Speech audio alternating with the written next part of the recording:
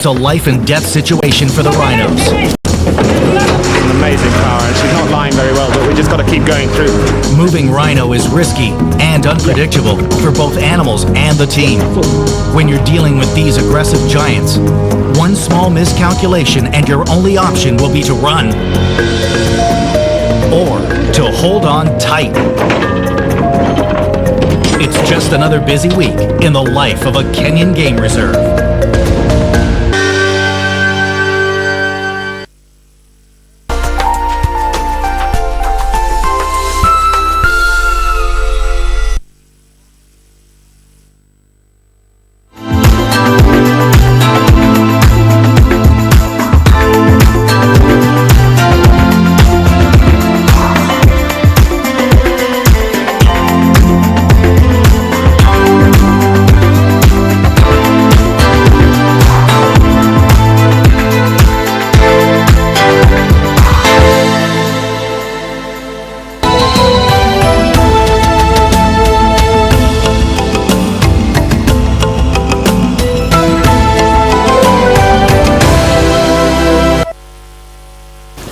We are glad you could join us for this edition of Channel One Weekend. A very good evening to you. My name is Edward Kabasa. It has been a very busy day. We have those details for you. But first, a look at the highlights.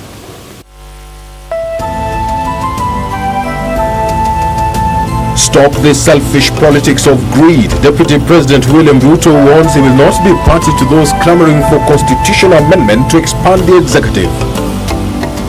Marginal reprieve for motorists. Petrol pump price down by 63 cents in the latest fuel prices review. And moving to save the country's food basket, Ministry of Agriculture to use 400 million shillings to fight fall armyworms.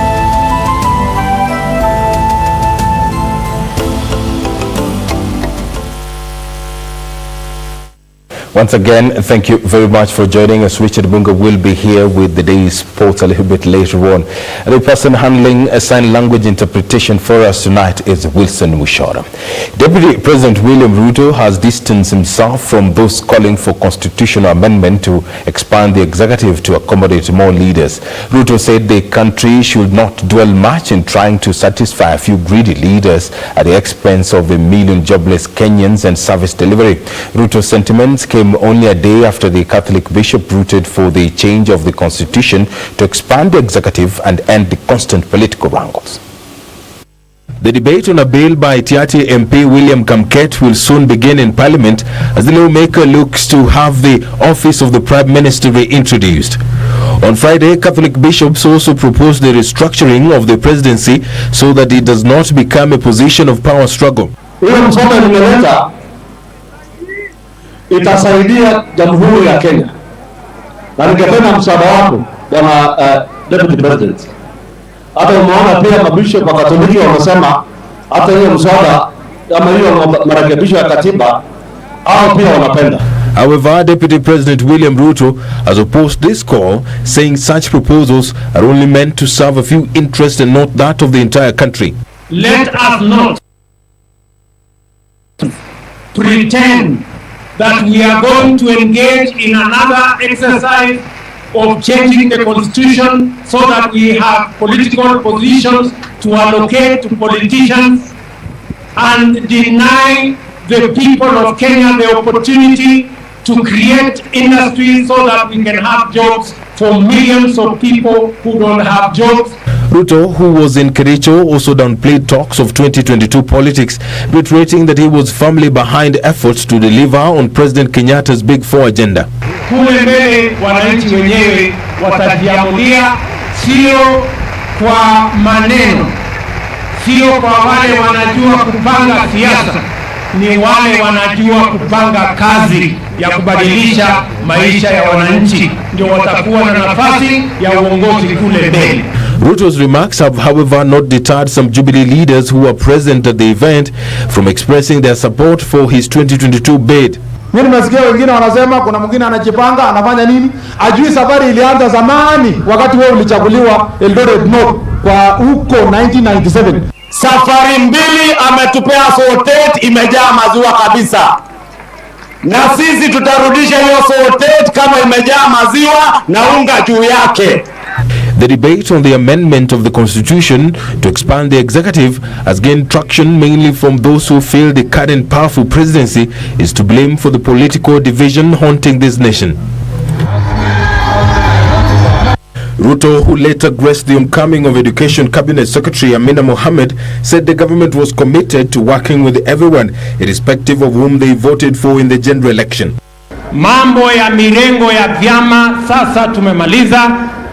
Nafasi tuliyoko nayo sasa ni kufanya kazi kubadilisha maisha ya wananchi. Wakati wewe ulikuwa waziri wa Foreign Affairs, kwa nini hukusema unataka umoja ya Waluhya? Lakini wakati umepoteza ndio unakuja unaanza kulia kwamba unataka umoja ya Waluhya. Amina called for the appointment of more women following women empowerment efforts. Tunatumaini kwamba kila mahali tutafikisha ile 30%. Na ndio ndio mambo ya tutaifu lazima tusisahau. Lazima kama wamama tukumbuke. Wote ambao wako hapa mlembe wao sasa hii imeanza kuangalia. Unakumbuka mimi nikitema na wewe. Kwa sababu hapo nyumae excellency. A number of coastal politicians have thrown their weight behind Deputy President William Ruto in his 2022 presidency quest. The leaders say they will rally their supporters behind Deputy President William Ruto to ensure they are part of the next government. This came as a section of ODM leaders sought clarity from Raila Odinga over his future political stand.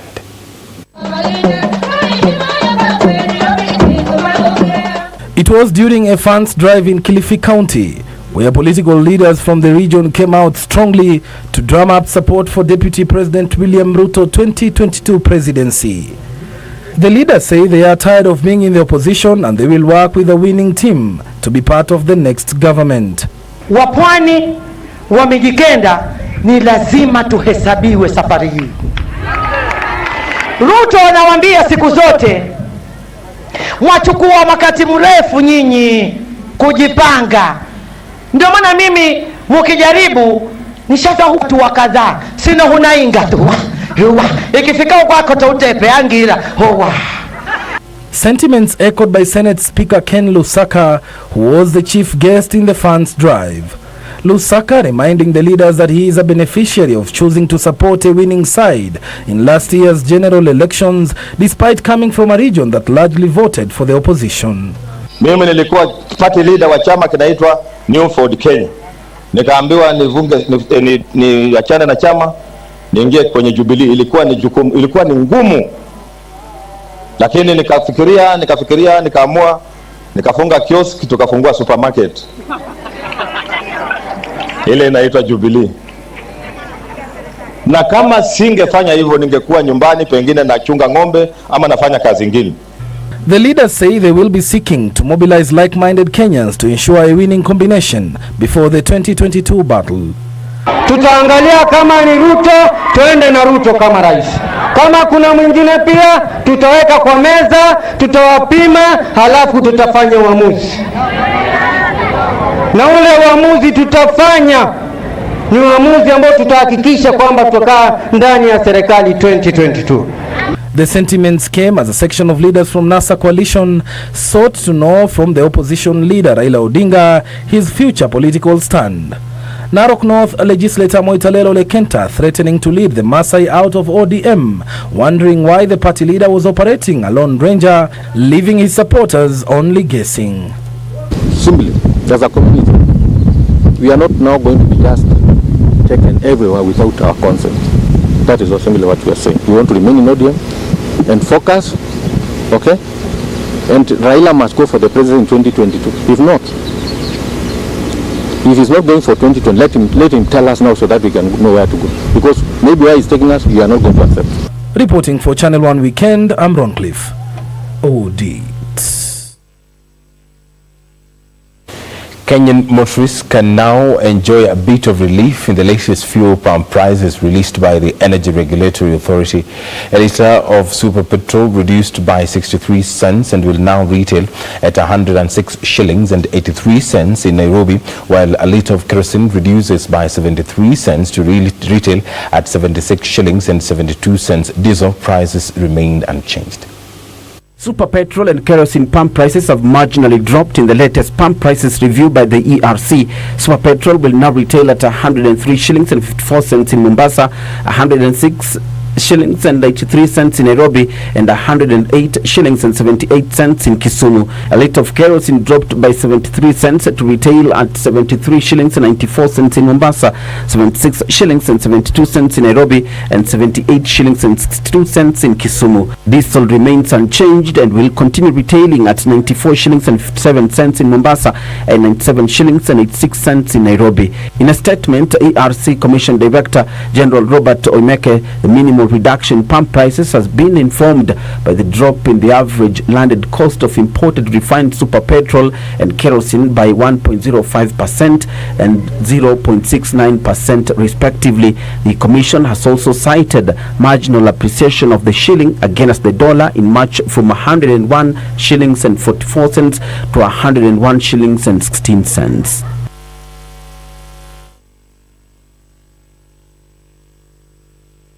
The government has set aside 400 million shillings to fight the fall armyworm invasion that is threatening the country's food basket. Agriculture Cabinet Secretary Mwangi Kinjuri said the money will go into chemical spraying of the worms on farms and creating public awareness through the media. To fully eradicate the invasive worms, the government wants the full utilization of the fall armyworm management guidelines recently issued by the Ministry of Agriculture. Armyworm invasion is threatening the country's food security. In 2 seasons, the worms have invaded thousands of hectares of mainly maize plantations in the North Rift region, causing panic among many farmers. And now leaders are warning of food crisis if the armyworm attacks on maize, millet, sorghum, sugar and cotton fields in parts of the country are not halted. Members of Parliament who met the Agriculture Cabinet Secretary Mwangi Kinjuri claiming the pest is capable of wiping over 50% of the current crops if measures are not taken immediately, saying the nation should pump in 1 billion shillings to eradicate the worms. I want this thing of armyworm to be treated as an emergency. And since the government has money for emergency, I will request the government to at least give out 1 billion so that we're able to solve this problem. Because without solving the issue of armyworm, we will not have any crop, or other farmers will not be able to harvest. And let us make sure we save Kenyans so that we're able to get food, enough food to help our Kenyans, or to feed our Kenyans, and also to help our farmers. Kinjuri saying already 400 million shillings has been set aside to fight the invasive worms. The funds, according to the CAS, will be used in chemical spraying of the worms on farms and creating public awareness through media campaigns. The government, through the ministry and other existing relevant structures, will sensitize farmers and key stakeholders and issue guidance on how to detect the worm. We recommend early morning spraying and should be done within the first 14 days of the infestation. The government is also calling for the full utilization of the fall armyworm management guidelines that his ministry has recently issued to eradicate the pests. Rose Gakwa for Channel 1 Weekend. An ambitious program to change the face of Kenya's capital Nairobi has kicked off in earnest, with the regeneration team planting 3,000 trees along the city's major roads. Meanwhile, an initiative that will see 30,000 trees planted in Likia, Nakuru County as part of the ongoing efforts to reclaim the Mau Forest Complex has been launched. Nairobi, the city in the sun, has in the recent past lost its glory to garbage dumping and poor environmental management. But the face of the city is set for a major transformation as a technical team co-chaired by Governor Mike Mbuvi Sonko and Tourism Cabinet Secretary Najib Balala gets down to business.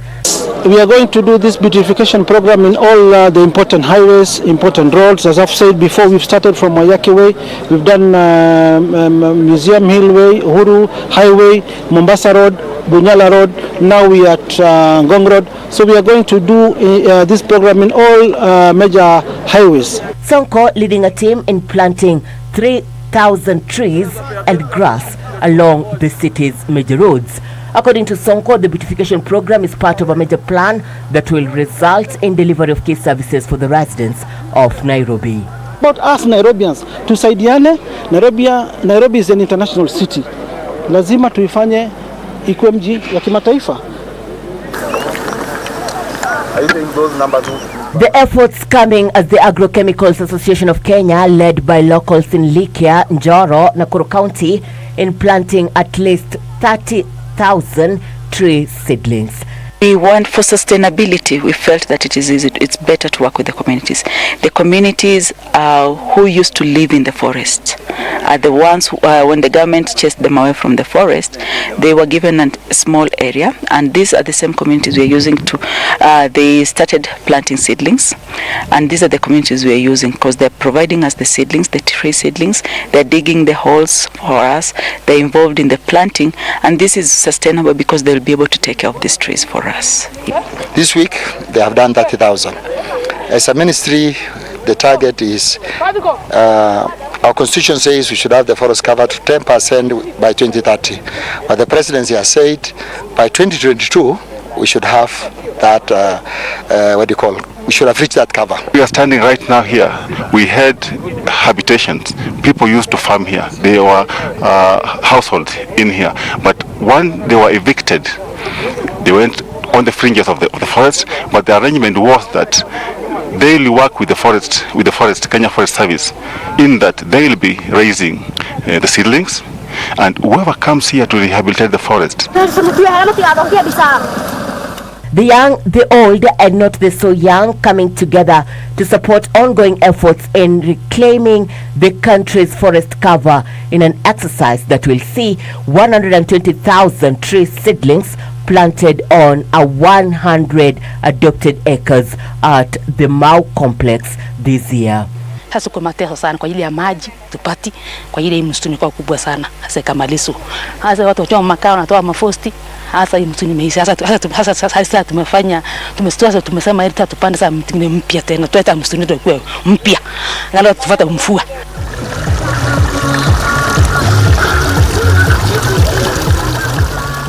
The water catchment protects the existence of water supply to streams and rivers.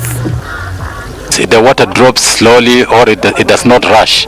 It sinks into the ground because the trees are holding the water. And once it sinks in the ground, then it will appear at a later stage, perhaps at a lower level in the river. That's how water catchment is done. But if there are no trees and it rains, then the water rushes all the way to the river. That's what we call a flash flood. And it carries the soil with it, and it doesn't stay for long. But with the forest, then the water stays for a long time. The current forest cover stands at 6%, way below the constitutional requirement of 10%.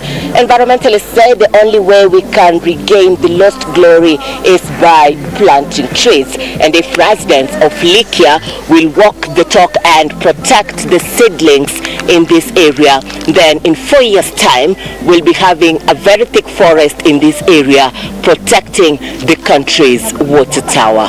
Irene Mchuma Odim, Channel 1 at Laikipia, Njoro in Nakuru County.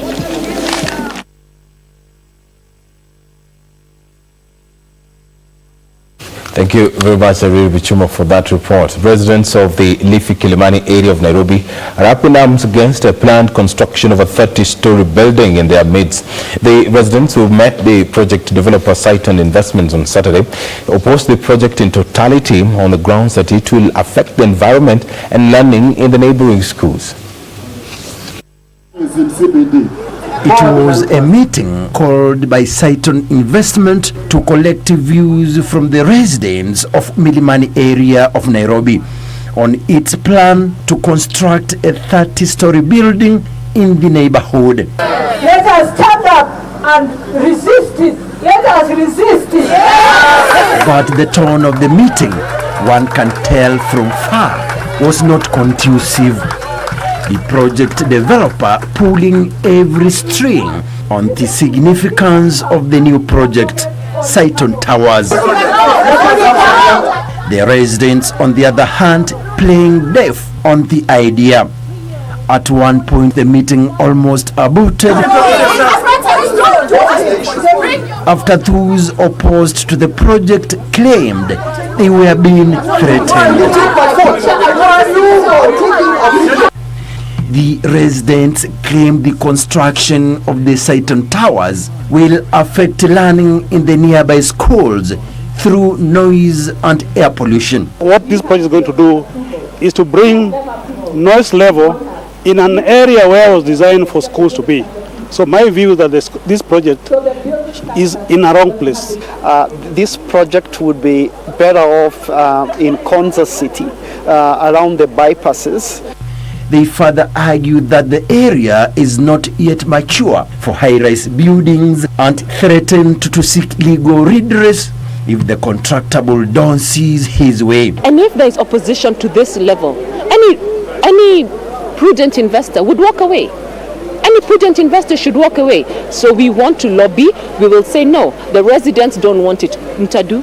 At the moment, as we had said during the meeting, we are in the process of getting a dam approval. So as at now, we cannot proceed to a project without approval. So until we get the approval, and of course the person who is actually going to tell us whether to proceed or not is of course the regulatory bodies.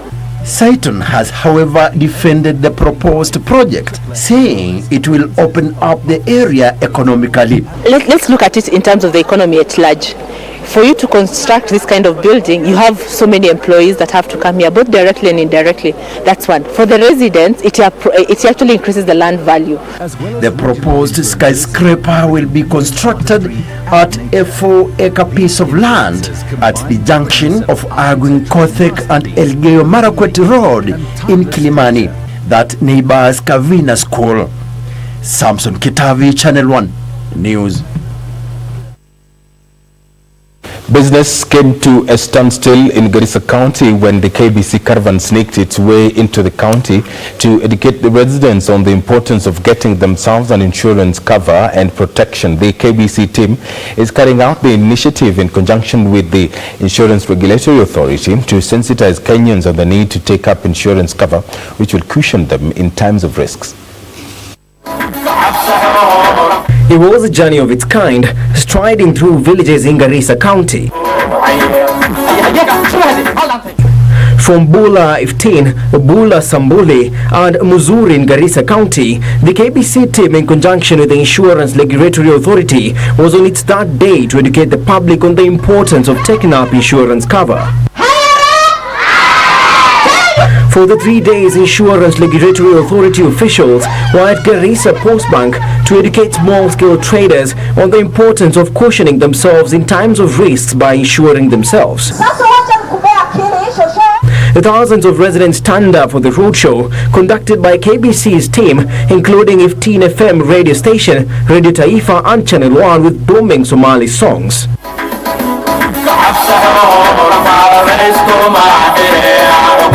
IRA Consumer Education Officer Abel Matoke, who was present, challenged the pastoralist communities in the region to take up the many insurance covers tailored for their livestock, which will come in handy in times of drought and floods.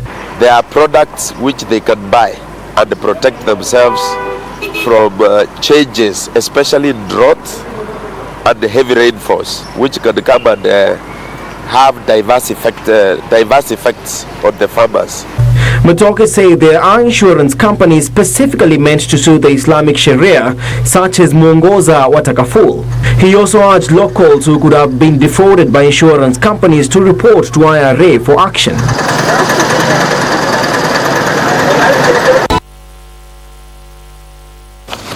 You are watching Channel 1 Weekend. We are taking a short break, but don't go too far.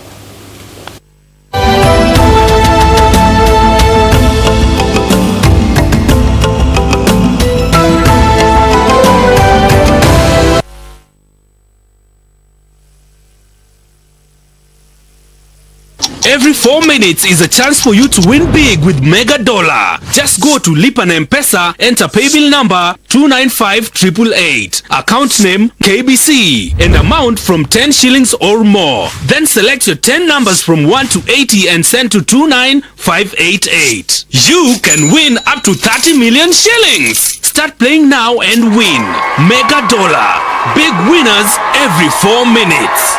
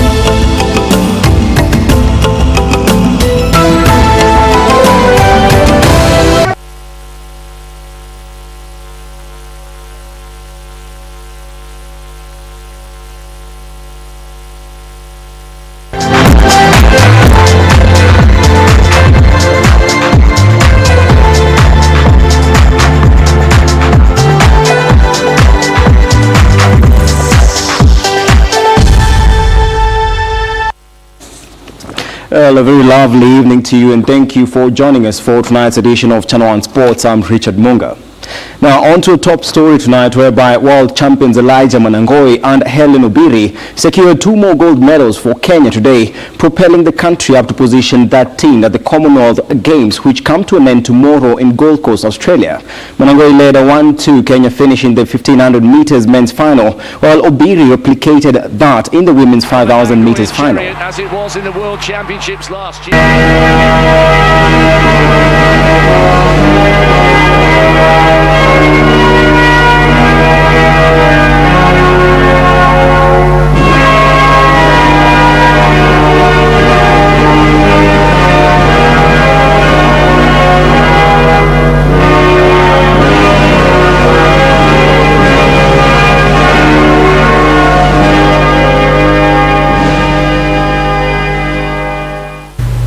World Feathers and Meters champion Helen Obiri obliterated the women feathers and meters field, opening a gap that could not be closed on her way to the gold medal in a time of 15 minutes 13.11 seconds, just a minute shy of